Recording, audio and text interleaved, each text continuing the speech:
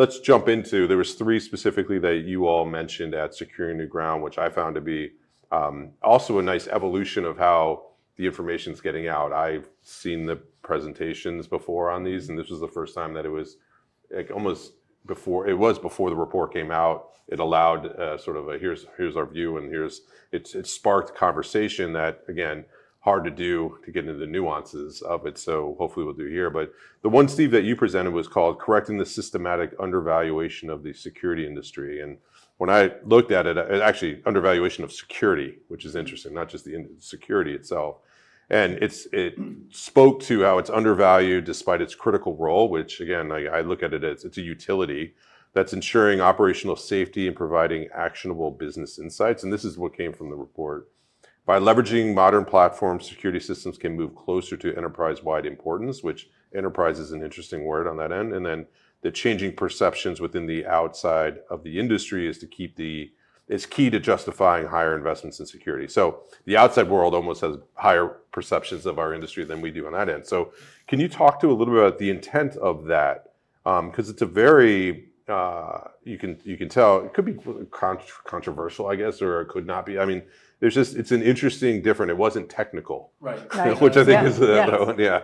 It's not technical. So the way I got into this, and obviously we're a security technology provider, so I look at things from a provider standpoint, is a lot of customer reactions, frankly. So, if you're selling video surveillance in a SaaS context, sort of a market price is $20 per month per camera. If you're selling access control, it's kind of similar. There's a lot of other security services that are kind of in that same ballpark, right? And if you're, let's say, a mid-sized business, maybe 100, 200 employees, you've got 10, 15,000 square feet of office space, something like that, you might have 20 or 30 doors, 20 or 30 cameras, and so all in, you're not even spending $5,000 a month, probably more like $3,000. But people still complain, oh, this is way too expensive, I can't believe it.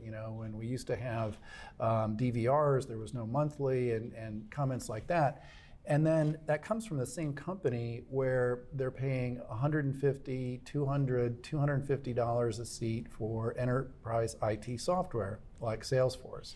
So that same company might have 50 people that have a license to Salesforce.com. So they're $7,500 per month compared to a couple hundred, maybe 300 for security services. And I just felt that there was a big disconnect there because the value that we're providing is certainly worth more than one or two or three Salesforce.com licenses. No offense to them. Then if you start looking at some of the other business services, cell phones, even on a corporate plan, at least $50 a month. Most companies provide them to their employees. If you're talking about a company that rents vehicles, $300 a month for a lease, $350, something like that. And so I put together a histogram, and basically what it shows is that the expenditure on security services, and I'm talking about the subscriptions here, is way down here. The expenditures on all these other things is way up here. And I thought, well, why is that? It seems to me like we're delivering more value than that. Another way of getting into this, kind of more man on the street, is mobile credentials, specifically credentials in the wallet, have been a big thing now over the past couple of years. And if you look at kind of the market retail price for those across all the different providers, let's just say on the high side, it might be $2 per month retail. It's probably more like $150 or $1 in bulk. And people compare that to, plain old plastic card. It's like, oh my God, it's $2 a month, right? Well, that same person is sitting there with $3.75 Starbucks in their hand, and they have one of those, every day. And so the person who's saying that $2 a month is too expensive is consuming 375 cents worth of coffee every day. So that also seemed kind of out of kilter. Now, on the diagnostic side, and not to be too much of a therapist about this, I think some of this is that we haven't broadcast our value well enough to end users. The other part of it is, I think, a little bit looking within, and I'm not sure that we all appreciate the value that we're providing to people. If we don't buy into the fact that a digital credential that's inside a secure element on the phone that has basically zero provisioning cost, that can be retracted instantly, it's on a device that people don't lose. All of those value steps in there, if we don't have those things in our mind, and this goes up and down the scale of the software, then it's going to be very hard to change the world, so to speak, and get that value proposition out there. So I think we have to start with ourselves and say, what are we telling people?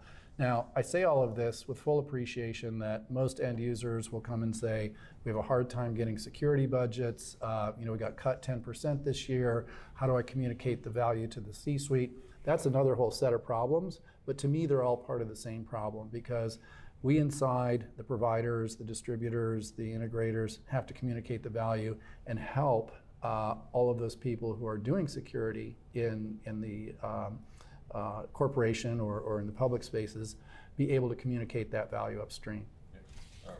Steve, as you were talking about that, I was just thinking about all of the conversations that I have with, as an integrator, with end users, where this kind of conversation starts to surface.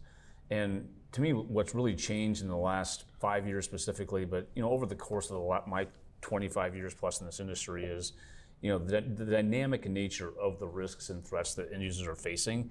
There hasn't been, I think, a keeping pace of the value attribution to those risks and the things that we're having to help end users with on a more regular and continuous basis, right? We're having to help deliver systems and solutions and different features on a much more continuous basis to address the threats and risks that are, emerging in our end user environments. And I think that by itself hasn't kept pace with sort of the way that we price and go to market. And we'll touch on this certainly in the evolution of the channel here shortly. But that aspect of things, to me, hasn't matched up with the way that a lot of times end users are perceiving price and value, and at the same time trying to deal with the risks in their environments that are much different, much more dynamic, and changing at a much faster pace than they have in the past. I agree, because one of the things I thought about in kind of getting to this point of view is like, maybe the world just isn't dangerous enough. But I don't think anybody believes that. Yeah, no, especially now. I mean, there's no better time to be in the industry, if you would, from a perception side of it. I mean, from your point of view of being in the value chain as well, I mean, how do you see it? Yeah, I mean, I think it was a really provocative topic, and I think it generated a lot of interest. I think we had the most questions of any of the topics we had. And the perspectives vary, but I would say it's not only communicating the value, but it's unlocking the value. And the unlocking the value really is up to us on behalf of the end user. And we'll talk about it in the evolution of the channel, but if you think about the complexity at an end user side and what they have to deal with multiple subsystems and challenges, we have the answer to be able to solve for that. As a distributor, we sort of sit at the center of the value chain, if you will. And so we have the benefit of a 360 view. And there's no doubt in our mind that there is tremendous value if you unlock it, and then we need to package it and sell it. I mean, we see that as our obligation as a distributor. Yeah. We need to sell and prove the value of the systems that we aggregate and solutions we provide. Yeah, it's definitely, and I have a couple statements from listening to what you had, and I'm curious to get your point of views on these as I listen and digest what you're saying real time. Sounds like we have a tagline that we could possibly use as an industry of unlocking the value, which plays on the whole, maybe selfishly from the access control standpoint, but you're talking beyond just access control on that end.